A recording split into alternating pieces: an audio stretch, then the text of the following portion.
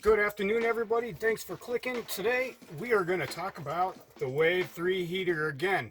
We're going to go over the common issues, the concerns, if it's right for you, what it takes to make this thing work good for you in your life, how to hook it up. Let's do it. Thanks for clicking. All right, everybody, just a quick recap what the Wave 3 heater is. This is a propane unit. It's a 3000 BTU unit. It's all metal except for the striker button and the on button here.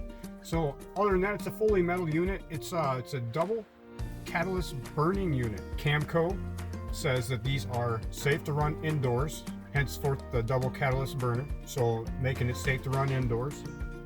Yeah, it's really easy to set up, it's really easy to use. And so when you get this heater, you will also get a little fitting that looks like this. And this is what you will use to hook your gas line to the side deal here. And so things that you're going to need, tools that I recommend for this, obviously wrenches, but in my case I couldn't find or don't have a big enough wrench. You can use a vice grip or a crescent wrench. This is one of those guys that just kind of adjust, open and close, so you can make it to whatever size your nut is. So I will be using a crescent wrench today. Another thing that you may need to have or use is some Teflon tape. Teflon tape is what you wrap around the threads, helps make sure that you get a good seal and no gas leaks.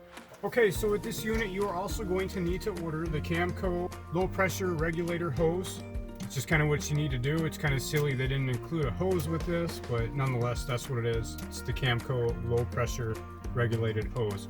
Something you're going to need to figure out before you put this anywhere is where you're going to put it. You're going to want to know where you're going to install this. On the back side, hopefully you can see that okay, it's got 3 spots that raise out of the back, and they've got the keyhole slots. So you can mount this to a piece of wood, put it on a hinge, put it on your side of your cabinet, or you can put this up on a wall. It gets warm back here, but it doesn't get hot. It's not going to start anything on fire. I've got these feet. I've ordered these feet guys here, and all you need for that is a Phillips head screwdriver, and it's 2 screws, and it's already got the holes there for it. And you just put those in there, and now you can put this anywhere you'd like to put it. So what we're going to do now is we're going to put this thing together. Let's put it together.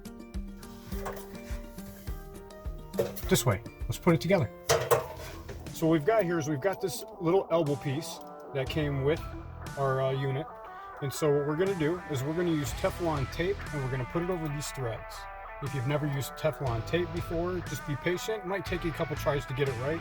But I think the best way to probably put that tape on is to wrap it in the same direction that your nut's going to be going.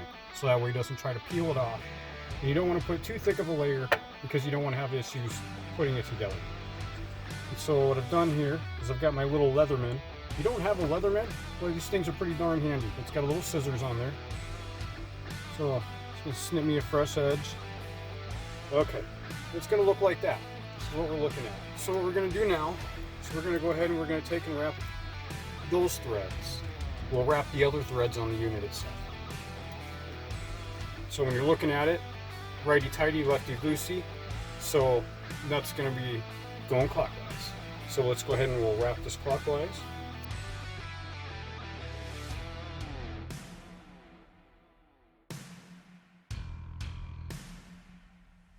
And as you can see, we got those threads all covered up there. And so what I'm going to do is here is the end of the hose that's going to plug into this little unit. It's the little small end. So what we're going to do is we're just going to put that together by hand. And it's got a nut on there that just turns.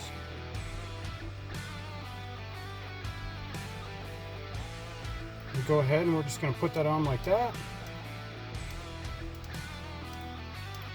Get it as tight as you can with your hand. And I'm going to take my crescent wrench right here and bring that down to the right size. And make sure that fits good. You don't want it to slip unless you have the right wrench. I'm just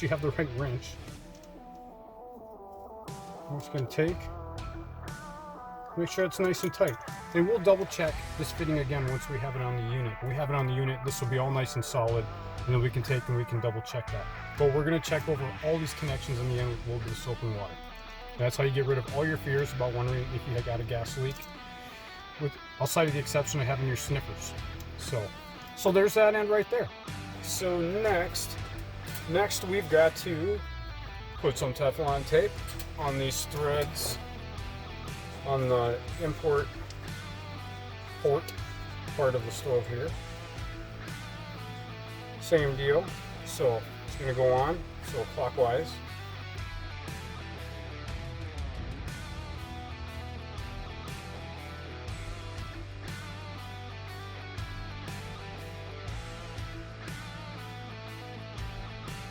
So what we're going to do now is we're going to take this piece here that has the hose on it now, and we're going to take, and this nut here spins, so we're going to go ahead and put that on there. Now I think I did have a question. Somebody asked a question about the instructions, said use 2 wrenches. And maybe what they meant was, is there's 2 different sizes of wrenches you would need for this. You would need one for this piece here, and then whatever size this one is down here. Like I said, I just used a Crescent wrench. And so what we're going to do, so you can see it. So we're going to go ahead and we're going to carefully line that up on there. And then we're going to go ahead and screw that down. It's going clockwise. Let's take that hand tight. Now another little thing you might want to think about. So when wherever you're going to install this, so like for me I have it on the floor. So wherever you tighten that down to is where this hose is going to be. And so for me I have it on the floor. So I usually have my hose angled down like so. And I'll go ahead and I'll just tighten that into position with my hand. Now you can feel that Teflon tape in there making a good seal. And I'll take my wrench. And I'm going to go ahead and tighten that up. And make that nice and tight. Another thing to remember too, so unlike our camp stoves and things where when you go to plug it into the propane, it's not going to put any propane out that hose until you've connected it to the device. It's kind of the opposite. This hose here, if you don't have it connected to your unit and you turn on the propane, you're going to spew propane out the end of this hose. So yeah, make sure that's good and tight. If we don't want no leaks. So if you're looking in here, this is the other end of that hose. Now we are at my propane tank obviously, and I'm using a 20-pound tank for this. So in this piece here, that's our regulator. It's pretty self-explanatory. That end just goes on to the nozzle of your propane tank. Make sure that's on nice and tight as well. Okay, before we get too far, let's get into a little bit of safety. I know some people had some concerns about gases and things like that. So there are things you can pick up to make sure that you are safe. Now, these Wave 3s come out of the factory. They're rated for safety. You're supposed to be able to use them indoors. Supposed to be no carbons put into the air. However, they are making a lot of them, so it's not impossible to have something that has a defect. And if you've got the right things around you, you can figure out if something has a defect usually pretty quickly. So this here is a carbon monoxide tester. This tests to make sure that there are no unburned fuels or carbons in the air that could make you fall asleep and stay that way. So that's a carbon monoxide tester. And this thing here has a screen, so it'll tell me how many parts are in the air. The next thing I have is a propane sniffer. Now I didn't do any research on this. I didn't go looking specifically for any kind. I just ran down to my local hardware store and just picked one up. This is a General brand, so I don't know if it's better than the rest of them. I've tested it out at sniffing propane. I put it right in my stove with the propane on it, and it goes off. Yeah, and read the instructions. Yeah, it's important to read the instructions on these things so that we understand what the alerts are or settings or kind of things like that. Anyway, so there's 2 devices right there that can be really handy and save your life in your van, not just for the heater, but also for things like your stove and if you're running any other propane devices. It's just good to have those. And then something everybody should have, no matter what anyway, is a fire extinguisher. Very important. Have it, keep it handy, look at it often. It's not hard to do in here, but a fire extinguisher can save your life. Okay, so now we've covered some safety things. So carbon monoxide tester, propane sniffer. Propane sniffer sniffs the raw propane, helps to sniff and make sure you don't have a leak. So that's kind of its major function right there. So leak before and then bad burn after. And then hopefully no burn ever. Alright, so let's mix up some soap and water. Let's check these fittings and let's fire this thing up, and we'll talk a little more about what you can expect out of your Wave 3, especially in the colder climates. Okay, so this is what we are going to do. I've got some dish soap here. I've got a little cup. And I'm just going to put just a little bit of soap in there. Not too much, we're not doing dishes. So, a little soap, just a little bit of water. Yep, just a little bit of water, a little bit of soap. Just take and kind of mix that up. So we're going to test our fittings. We're going to make sure that we're not leaking. So, for our purposes here today, I'm just going to put this up here. Be happy when this is done. It's getting a little bit of cool, a little cool in here. Okay, so we're going to do, see, I just autonomically, without thinking about it, I always check that to make sure that that's tight and not loose. And so what I'm going to do is I'm just going to crack my propane. You can hear it, just cracks. Now, you kind of, and this is where your propane sniffer will come in handy. Turn that guy on, and when you use these things and turn it on, you're supposed to do it where it's got fresh air. And so I know this air is pretty fresh.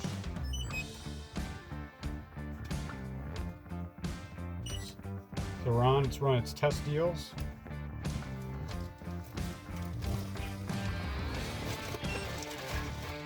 I can go ahead and I'm just going to set that right where that's connected in there. And that'll tell me if that's leaking. And so what we're going to do here is we're going to take our soap and water. We're just going to put that right on these where we put our fittings together. Just kind of drip that on there.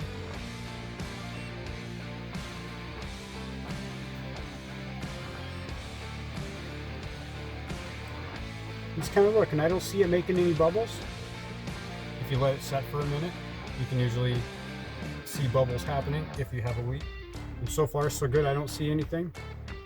I think we're doing okay. So let's fire it up.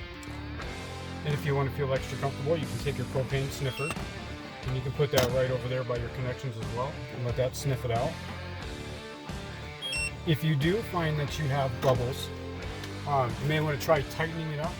And if that doesn't work, then go back and put some more Teflon tape in there, and that should help. All right, now that we've checked all the connections, we know this thing is safe. We got our carbon monoxide tester here.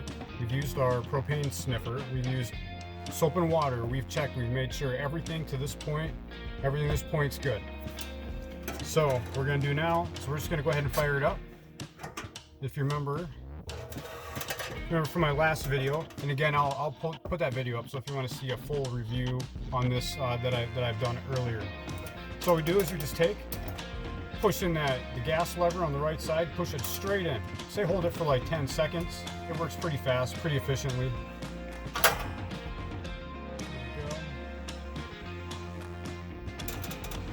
And just keep that pressed in. They say, about a minute, but I find that it doesn't take near that long. Maybe about 15-20 seconds, if even that. Just enough to get that lighten up in there. And take and turn it all the way down to high. Remember, high is all the way down. Kind of opposite of what you would normally think. So yeah, then I'll just in here, I'll leave it on high until things really start getting warmed up in here, and then I'll put it down on low. Okay, now that we've kind of got safety covered as far as emissions and things from the heater itself. So one of the biggest questions that I get asked is, will this work for me in my van where I'm at? Well, so first things first. So you have to ask yourself, how well insulated are you? Are you insulated? Can you hold the heat that you're producing? Hey, buddy. So what I've done here in my van is, this is polyiso insulation. You'll see one side's got reflectives, one side does not. And so I have an 1.5 inches of polyiso insulation in my walls and in the ceiling. That helps a whole lot. Backing this insulation, behind everything, I have reflectives. You know, you'll find if you're doing a van build or even in your home, this stuff helps out a whole lot. This reflectives helps to reflect that heat back, so it's a great barrier. I mean, just with that heater running right now, with this being right here, I'm feeling the heat build up between this and the heater. This is pretty incredible. So behind everything is reflectives. This place is wrapped in it. As you can see, there is the top of my ceiling vent fan there. And when you open this up in the winter time, usually just lets cold air just straight down in there. So what I've done for this winter, thinking that it should make a big difference for my ventilation, is a cover for my roof vent. It's got little vent guys that come down here, and it's got screen on the inside to help keep bugs from getting in there, also help from water getting in there. But at least this way I won't get that massive draft of cold air coming straight into the van, allowing me to ventilate hopefully a lot easier this winter. Alright, as you can see, it is still very easy and simple to use. I run it off a 20-pound propane tank. Remember, when you open that, just crack it open. Don't feel like you have to open that all the way open. So if you're wondering if this heater is going to work for you, you have to ask yourself, how big is your space? It's rated for about 100 square foot for the Wave 3. If you got more than that, get a bigger heater. If you're finding yourself in a lot of sub-temperature and single-digit temperatures a lot of your time, you may want to go with a bigger heater or a forced air heater. There are pros and cons to this heater. The cons to this heater is there is still moisture. It's not as bad as the Buddy heater from what I hear, but there is still moisture. The pros to this heater is that it is very quiet. It is very economical on the fuel, and it doesn't take any extra power other than just itself keeping it lit. So there are pros and cons to it. With the moisture, you will find that you're going to have to make sure that you work on ventilation. You want to get that moisture out of here, and the colder it gets and the more you want it tight in here, the harder it is to get that moisture out. So these are all things you need to think about.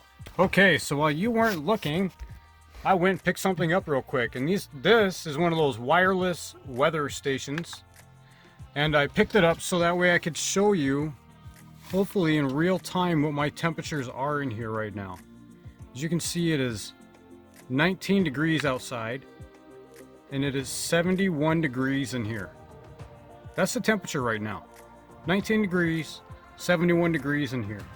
But anyway, guys, I will put links down below for everything that I've talked about and showed here in case you need a reference point.